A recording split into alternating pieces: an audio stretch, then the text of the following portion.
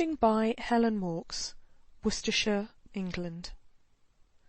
North and South by Elizabeth Gaskell.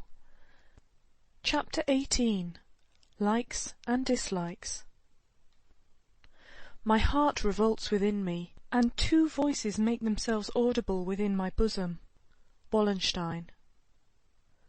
On Margaret's return home, she found two letters on the table. One was a note for her mother. The other, which had come by the post, was evidently from her Aunt Shaw, covered with foreign postmarks, thin, silvery, and rustling. She took up the other and was examining it, when her father came in suddenly. "So your mother is tired and gone to bed early. I'm afraid such a thundery day was not the best in the world for the doctor to see her. What did he say? Dixon tells me he spoke to you about her." Margaret hesitated. Her father's looks became more grave and anxious. "He does not think her seriously ill?" "No, not at present. She needs care, he says. He was very kind, and he said he would call again and see how his medicines worked." "Only care? Did he not recommend a change of air? He didn't say the smoky town was doing her any harm, did he, Margaret?" "No, not a word," she replied gravely. "He was anxious, I think." "Doctors have that anxious manner. It's professional," said he. Margaret saw, in her father's nervous ways, that the first impression of possible danger was made upon his mind, in spite of all his making light of what she told him. He could not forget the subject, could not pass from it to other things. He kept recurring to it through the evening, with an unwillingness to receive even the slightest unfavourable idea, which made Margaret inexpressibly sad.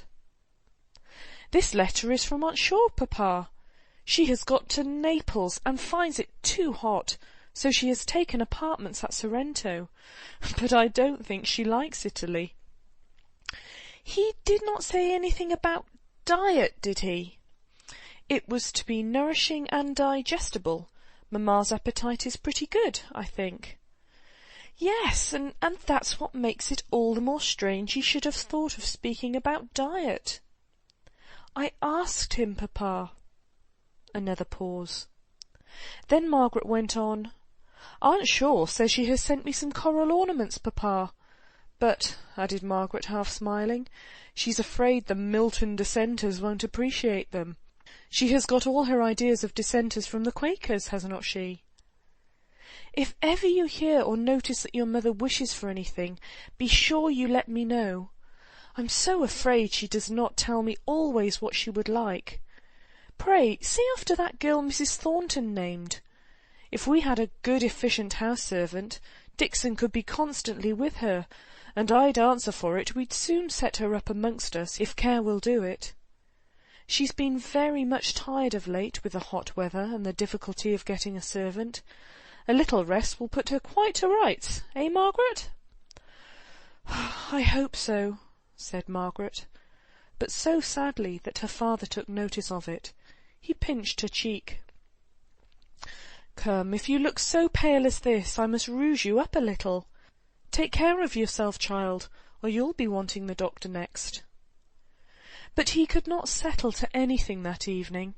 He was continually going backwards and forwards, on laborious tiptoe to see if his wife was still asleep.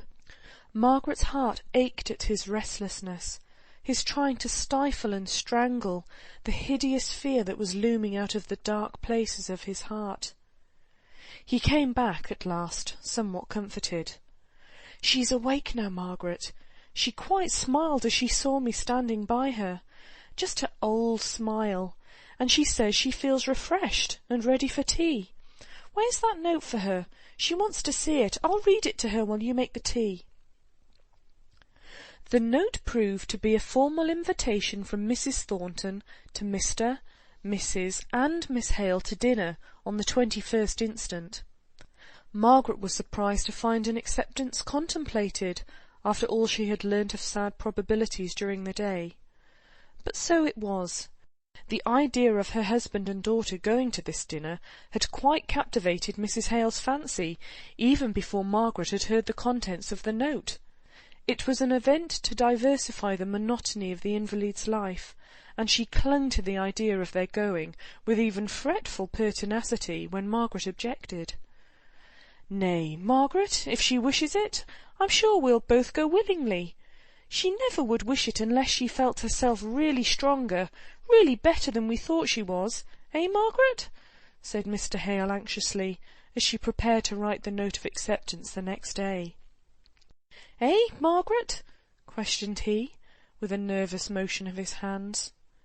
It seemed cruel to refuse him the comfort he craved for, and besides, his passionate refusal to admit the existence of fear almost inspired Margaret herself with hope. "I do think she is better since last night," said she. "Her eyes look brighter, and her complexion clearer." "God bless you," said her father earnestly. "But is it true? Yesterday was so sultry everyone felt ill. It was a most unlucky day for Dr. Donaldson to see her on." So he went away to his day's duties, now increased by the preparation of some lectures he had promised to deliver to the working people at a neighbouring lyceum. He had chosen ecclesiastical architecture as his subject, rather more in accordance with his own taste and knowledge than as falling in with the character of the place or the desire for particular kinds of information among those whom he was to lecture. And the institution itself, being in debt, was only too glad to get a gratis course from an educated and accomplished man like Mr. Hale, let the subject be what it might. "Well, mother," asked Mr. Thornton that night, "who have accepted your invitations for the 21st? "Fanny, where are those notes?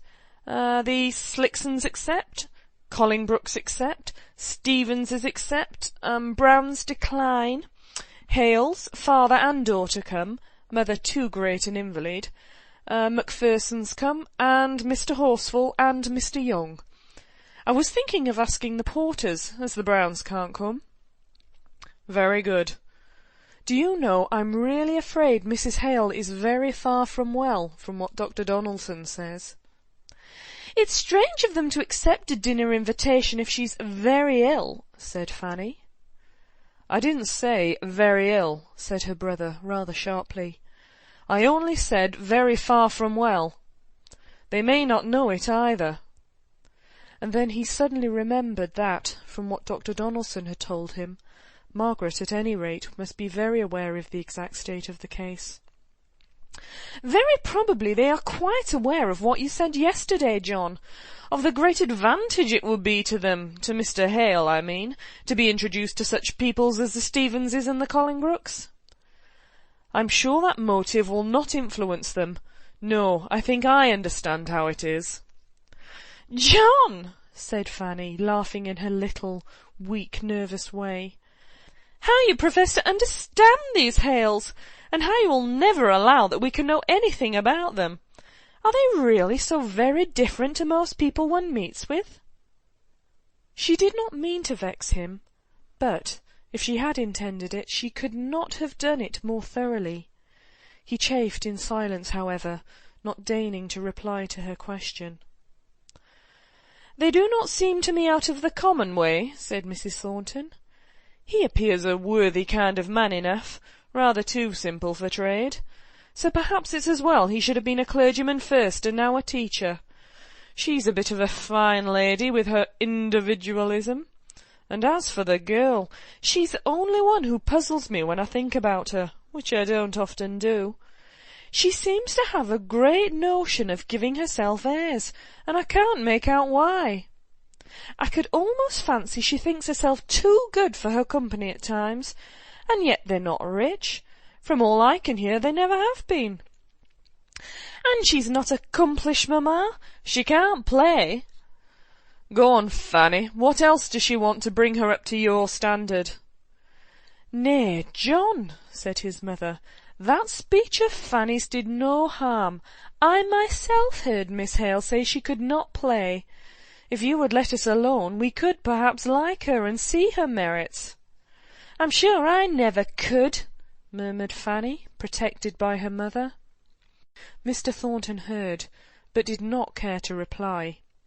He was walking up and down the dining-room, wishing that his mother would order candles and allow him to set to work at either reading or writing, and so put a stop to the conversation. But he never thought of interfering in any of the small domestic regulations that Mrs. Thornton observed, in habitual remembrance of her old economies. "Mother," said he, stopping and bravely speaking the truth, "I wish you would like Miss Hale." "Why?" asked she, startled by his earnest yet tender manner. "You're never thinking of marrying her, a girl without a penny?" "She would never have me," said he, with a short laugh. "No, I don't think she would," answered his mother. "She laughed in my face when I praised her for speaking out something Mr. Bell had said in your favour.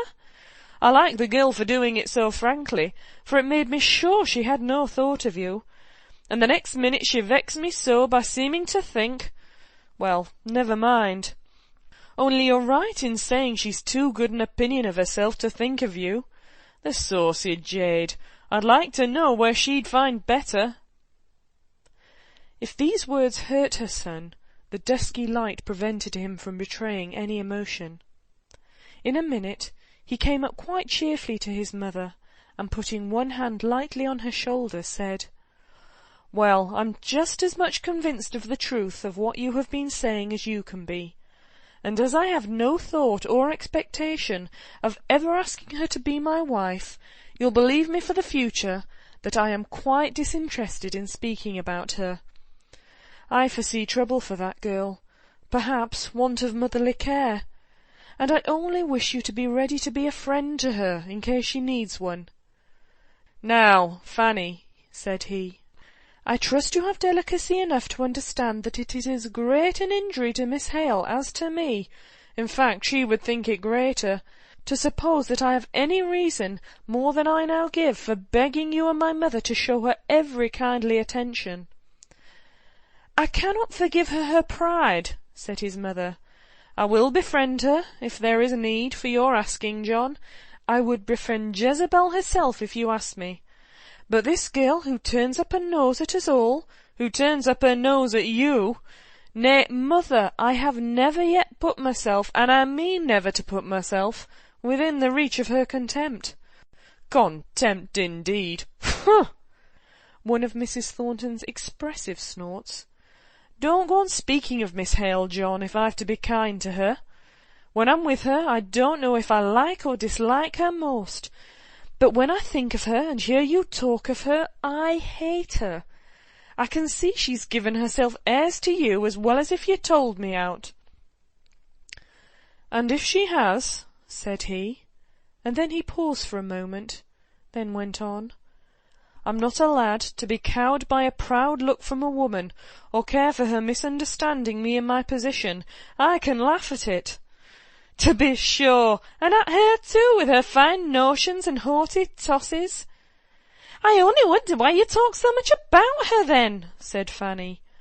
"I'm sure I'm tired enough of the subject." "Well," said her brother, with a shade of bitterness, "suppose we find some more agreeable subject. What do you say to a strike by way of something pleasant to talk about?" "Have the hands actually turned out?" asked Mrs. Thornton with vivid interest. "Hamper's men are actually out. Mine work out their week, through fear of being prosecuted for breach of contract. I'd have had every one of them up and punished for it, that left his work before his time was out." "The law expenses would have been more than the hands themselves were worth. A set of ungrateful naughts," said his mother. "To be sure. But I'd have shown them how I keep my word, and how I mean them to keep theirs. They know me by this time. Slickson's men are off. Pretty certain he won't spend money in getting them punished. We're in for a turn-out, mother."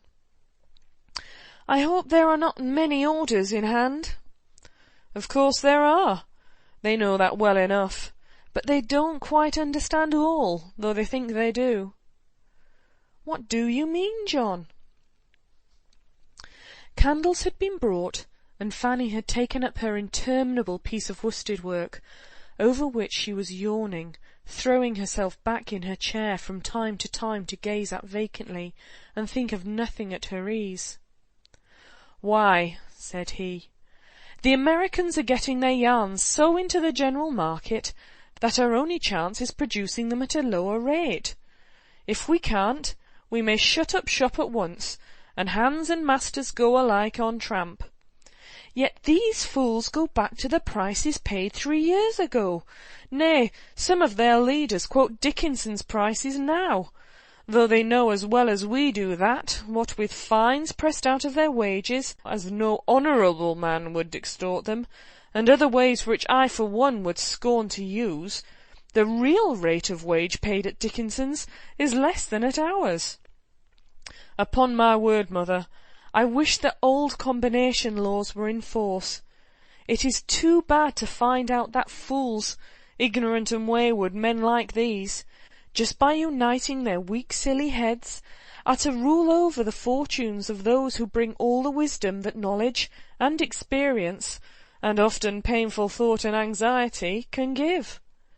The next thing will be, indeed we're all about to come to it now, that we shall have to go and stand hat in hand, and humbly ask the secretaries of the Spinners' Union to be so kind as to furnish us with labour at their own price. That's what they want. They who haven't the sense to see that, if we don't get a fair share of the profits to compensate us for our wear and tear here in England, that we can move off to some other country, and that, what with home and foreign competition, we are none of us likely to make above the fair price, and may be thankful enough if we can get that in an average number of years." "Can't you get hands from Ireland? I wouldn't keep these fellows a day. I teach them that I was master, and could employ what servants I liked." "Yes, to be sure, I can, and I will, too, if they go on long.